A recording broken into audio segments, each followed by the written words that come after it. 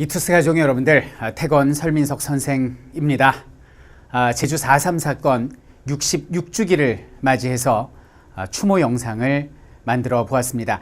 이 영상 같은 경우는 제작된 것은 3년 전이었습니다. 근데 당시에 제가 여러 가지 이벤트도 많았고 또 준비하는 영상이 많았기 때문에 그때는 그냥 만들어지지 못했던, 어떻게 보면 이제 미공개 파일인데요. 3년 만에 다시 여러분들께 선보일 수 있게 되었습니다.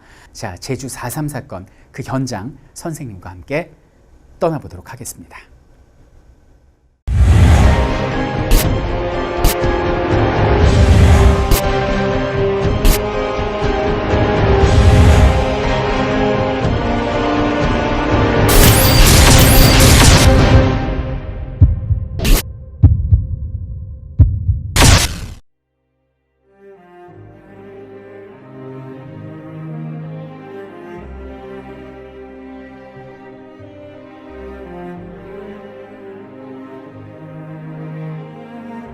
자, 오늘이 일요일인데도 불구하고 많은 분들이 제주도에 관광지는 찾는데 여기는 4.3 기념관을 찾는 분들은 거의 없습니다. 지금 아주 한산하고 우리밖에 없는데 제주도를 여러분들이 나중에 찾을 때도 여기는 4.3 사건의 아픔을 그대로 간직하고 있는 평화기념관에 한번 들려보는 것도 좋은 답사라고 생각을 합니다.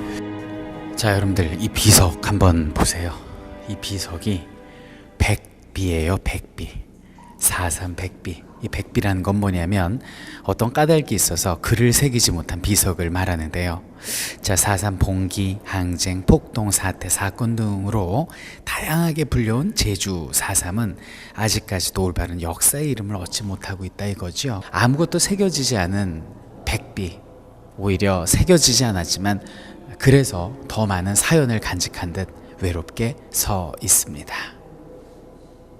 자, 여기 보면 이제 불안한 희망이라는 편으로 나오는데 이제 광복과 동시에 건준이가 만들어지게 되죠. 우리 수업 시간에도 배웠는데요. 여기 보면 지도 한번 좀 봐주세요. 여기 보면은 노란색이 전국에 있는 인민위원회 분포도입니다. 그래서 건국준비위원회의 후신인 인민위원회가 통치 기능을 행사한 지역이다 이렇게 나옵니다.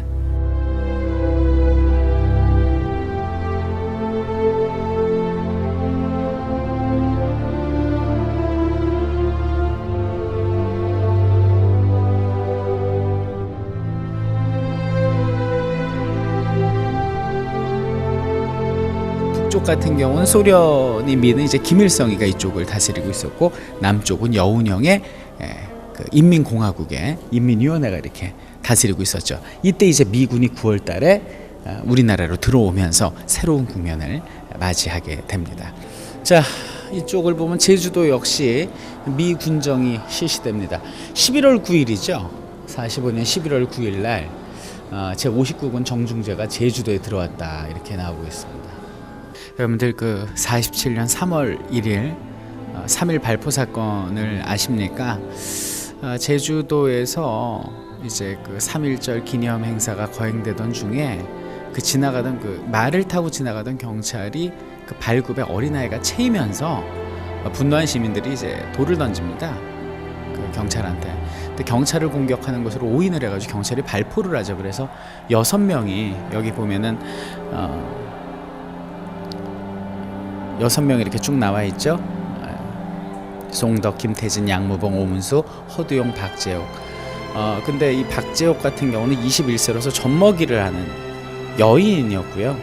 허두용 군 같은 경우는 15세의 제주북교 5학년입니다. 그러니까 결국 이게 시위대가 총에 맞은 것이 아니라 구경꾼들이 총에 맞아서 사망한 슬픈 사건이죠. 이때부터 이제 제주도민들의 어떤 그 정부와 미군에 대한 그런 불신과 분노가 이제 강하게 싹트기 시작한 거지.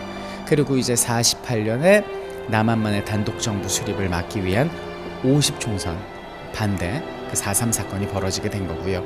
그리고 거기에 대한 보복으로서 이승만 정권은 48년 연말 즈음에서 약 30만 명의 제주도민 중에 3만 명을 불순분자 빨갱이로 몰아서 학살하는 끔찍한 만행을 저지르게 됩니다. 경찰 고문으로 숨진 양은아 씨인데요. 양은아 어머니 윤희춘 여사의 증언을 보겠습니다. 둘째 아들도 며느리도 큰아들도 모두 내 눈앞에서 잡혀갔어. 모두 걱정 말라면서 떠나갔는데 아무도 안 돌아와. 아직도 가슴이 가득해오면 목에서 피가 쏟아져 나와. 너무나 억울해서 나는 몇백 년이고 아들을 다시 보기 전엔 죽을 수가 없어. 절대로 죽을 수가 없어. 라는 윤희춘 할머니의 증언이 새겨져 있습니다. 미군과 이승만 정권이 저지른 무차별한 학살, 이렇게 시작된 것이죠.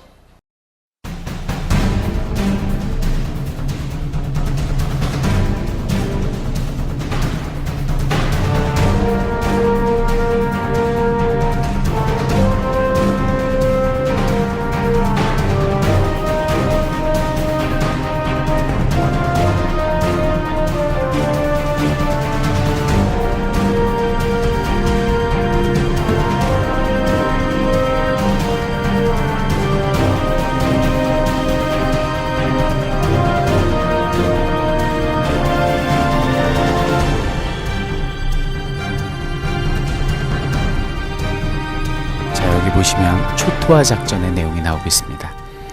여기 보이는 게 이승만 대통령의 이제 계엄령 승인서가 되는데요.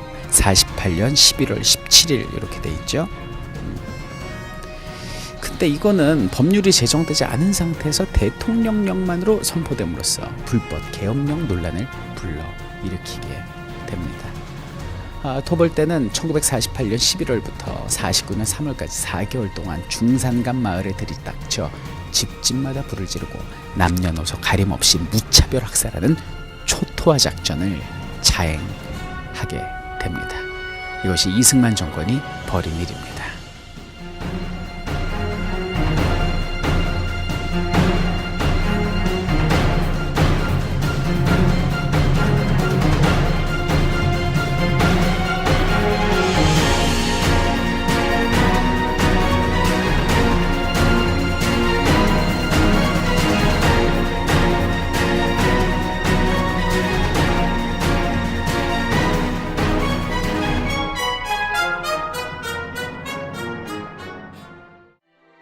지금 다랑시골 사건의 전모라고 나오는데, 토벌대가 다랑시 마을 근처에서 그 피난민들 의신처 작은 굴을 발견했어요.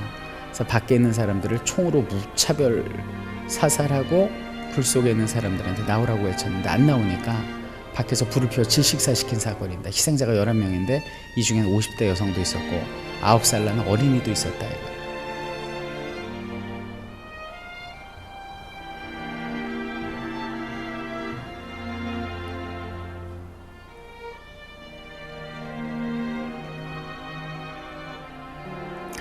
군경토벌대는 주민들한테 과거 일제 경찰이 행했던 온갖 고문을 자행했습니다.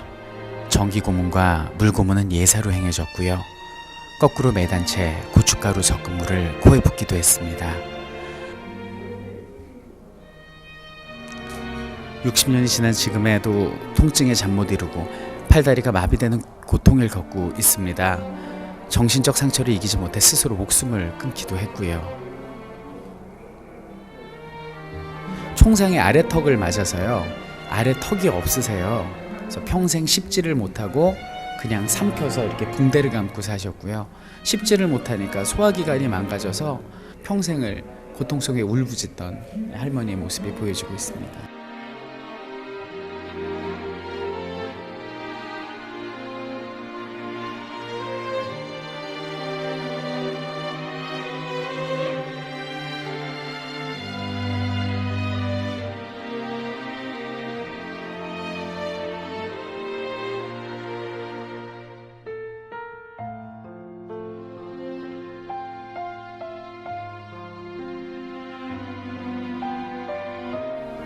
(4.3) 평화기념관에서 4.3 사건과 관련된 자료들을 살펴봤는데,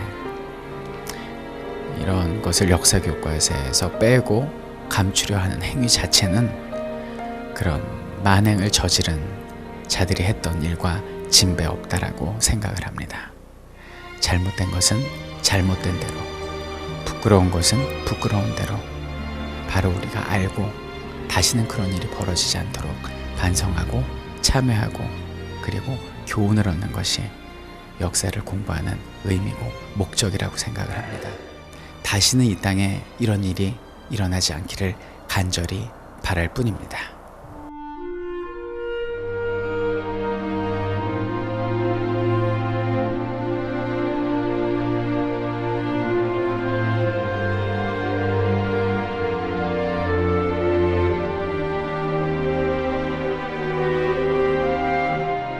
우리는 오늘 58년 전 분단과 냉전이 불러온 불행한 역사 속에서 무고하게 희생당한 분들의 넋을 위로하기 위해서 이 자리에 함께 모였습니다. 저는 먼저 깊은 애도의 마음으로 4.3 영령들을 추모하며 삼가 명복을 빕니다. 오랜 세월 말로 다 할 수 없는 억울함을 가슴에 감추고 고통을 견뎌 오신 유가족 여러분께 진심으로 위로의 말씀을 드립니다.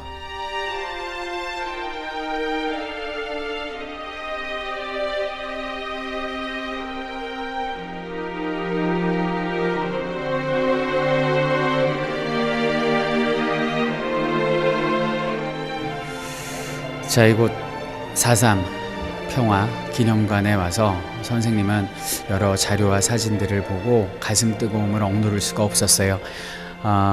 교과서에서는 이것을 감추려 하고 빼려 하더라도 선생님은 이 방송을 제작해서 여러분들께 가르칠 겁니다. 역사는 가려지고 파묻혀서는 안 되니까요. 이 가슴 뜨거움 여러분들도 함께 느껴야 하니까요.